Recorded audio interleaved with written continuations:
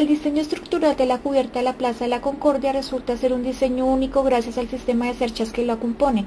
Asociado a la importancia histórica, económica y cultural del sitio, se realizó la evaluación estructural de uno de los componentes de la cubierta, la cercha número 15, a fin de identificar elementos críticos y deteriorados y proponer prácticas de mantenimiento y conservación. Estructura afectada de forma general por heces de palomas. Desarrollo con humedades mayores al 20%. No es necesaria la presencia de oxígeno.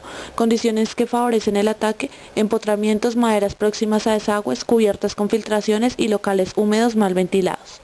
Decoloración en la superficie de la madera, incremento en la permeabilidad a los líquidos y reducción ligera de propiedades físico-mecánicas. Madera de coloración parda oscura debido a las sustancias remanentes como lignina y taninos. Aspecto quebradizo con forma de cubos separados entre sí por finas grietas. Bueno, aquí tenemos una vista superior de la cercha en donde encontramos la cercha número 15 que está pues entre el muro y la cercha número 14. Tenemos pues que el área de influencia como tal de la cercha 15 es de 3,2 metros con una longitud de 15,7 metros. El área está dividida en dos áreas, un área de color azul y un área de color verde, en donde el área de color verde está influenciada por dos elementos, uno diagonal y otro perpendicular a la cercha número 15. Se calculó el área de influencia para la zona azul, en la cual se multiplicó la longitud de la cercha por el ancho ya establecido, obteniendo 42,4 metros cuadrados.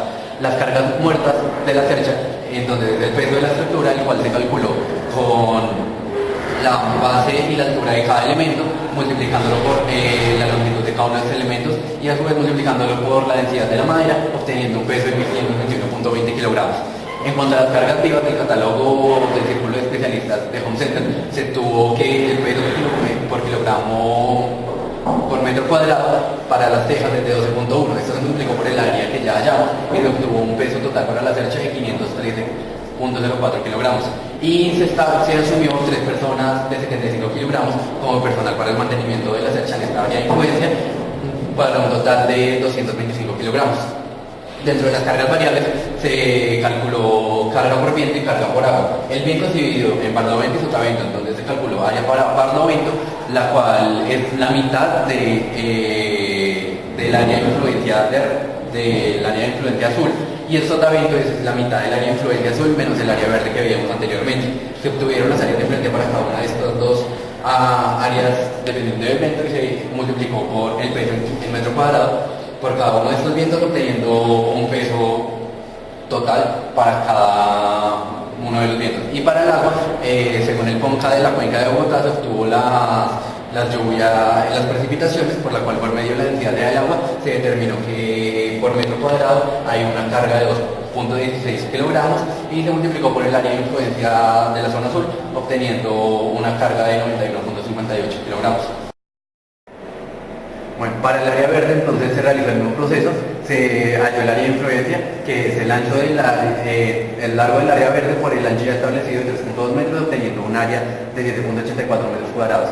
Se realizó el cálculo para las cargas muertas, obteniendo que el peso de la estructura, ya como lo habíamos dicho, la base por la altura, por la longitud del elemento, por la densidad de la madera, y se obtuvo un peso total para esta área de 74,91 kilogramos. En cuanto a las cargas vivas, se utilizó el mismo valor por metro cuadrado para teja, obteniendo un valor de carga total de 4,86 kilogramos. Y se asumió solo una persona para el mantenimiento de esta área, con un 75 kilogramos.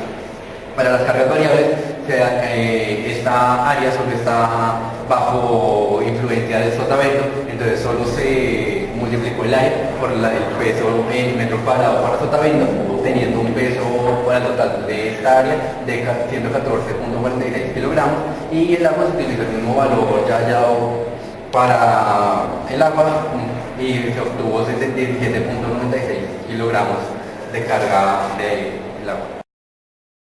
Aquí tenemos la vista frontal de la cercha número 15 de la Plaza de la Concordia, donde se grafican las longitudes totales de la cercha de 15,7 metros y una altura de 3,8 metros, igualmente la longitud de cada uno de los elementos.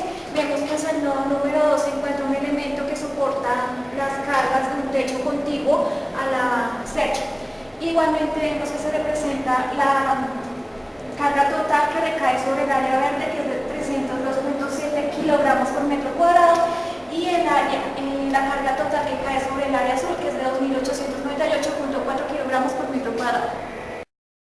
Para la puntualización de las cargas, entonces en el nudo 2, como estaba bajo el área azul y el área verde, entonces se calculó la resistencia de la viga del nudo 2, que es la que está en el área verde, y se obtuvo un valor de 370.19 kilogramos, y en la cercha se puntualizó la carga distribuida que ya habíamos hallado y se obtuvo un valor de 7.392.042 kilogramos, los cuales se sumaron y se obtuvo el valor de la carga puntualizada para este nudo. Para los demás nudos se halló el área de influencia de cada uno de los elementos y se multiplicó por la carga distribuida del área azul, obteniendo la puntualización de la carga de cada uno de los elementos. Bueno, aquí tenemos las cargas puntualizadas para cada uno de los nudos, ya como las habíamos calculado. Adicional también se tiene los tipos de fuerza que actúan sobre cada uno de los elementos, donde las flechas verdes representan la tracción y las flechas azules la compresión. Adicional también tenemos que la sumatoria de se realizó la sumatoria de las cargas y se obtuvo cada una de las resistencias para la flecha. Se sacó una tabla de resumen para cada elemento, donde se pudieron ver todos los elementos, todas sus longitudes, todas sus cargas y el tipo de carga de cada uno. Aquí se puede ver el cálculo por cada nudo. El primer nudo, el gráfico, donde se sacó su ángulo, después se sacó la sumatoria en Y. Con esta sumatoria en Y se puede calcular la fuerza en 1, 2. Después se calculó la sumatoria en X, donde se pudo calcular la fuerza en 1, 3. Se realizó un gráfico también del nudo 2, donde se pueden ver las fuerzas que actúan sobre este. Se sacaron los ángulos a través de la sumatoria de fuerzas en X. Se pudo sacar se despejó F2,4 de X. Se realizó después la sumatoria en Y, se despejó el 2,4 en Y y se pudo igualar las dos ecuaciones para sacar el valor de Y.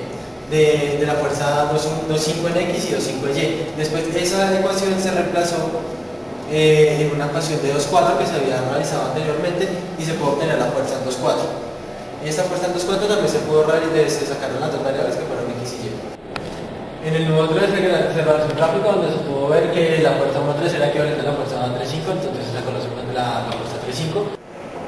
El nudo 4 se calculó igual que el nudo 2 con su gráfico respectivo, donde se sacaron las fuerzas de 4,7 y con esta 4,7 se pudo reemplazar para obtener la fuerza de 4,6. El nudo 5 se calculó igual que casi con el nudo 3, pero con una variable diferente que fue la inclusión de esta diagonal. Se volvió a tener la sumatoria de fuerzas en X y se pudo determinar las fuerzas en X sacando la parte horizontal de esta diagonal. Se graficó el nudo 12 para calcularlo y es casi parecido al nudo 1, pero se vino una fuerza puntual acá. Se calculó una sumatoria en Y, donde se vio la fuerza de 10 a 12. Y se calculó una sumatoria en X para sacar la fuerza del elemento 11 a 12.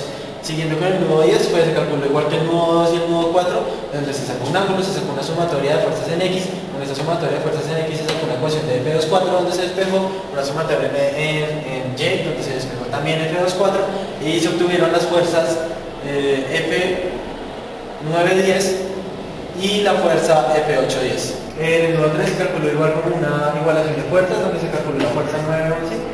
Que fue esta. El nudo 8 se calculó igual que el nudo 2, el nudo 4 y el nudo 10, donde se sacó un ángulo, una sumatoria de fuerzas en X, una ecuación, una sumatoria de fuerzas en Y, otra ecuación, y se sacó la fuerza del elemento 7,8 y la fuerza del elemento 6,8. En el nudo 9 se graficó una igualación de fuerzas, pero con una diagonal, donde se hizo una sumatoria de fuerzas en X y donde se obtuvo la fuerza en X de esa diagonal y se pudo obtener la fuerza del elemento 3,5. En el último nudo, que fue el nudo 6, se estableció una carga puntual, dos diagonales y la fuerza del elemento 6,7, donde se hizo una sumatoria en Y para saber cuál era la fuerza del elemento 6,7.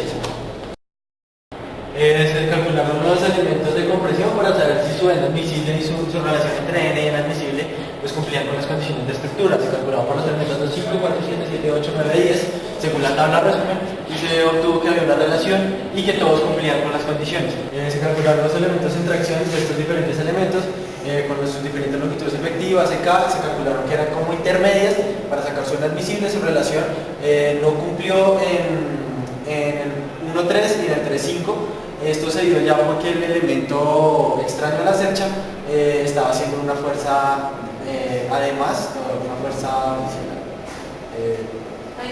adicional a la ya calculada, a la ya tenía por la cercha.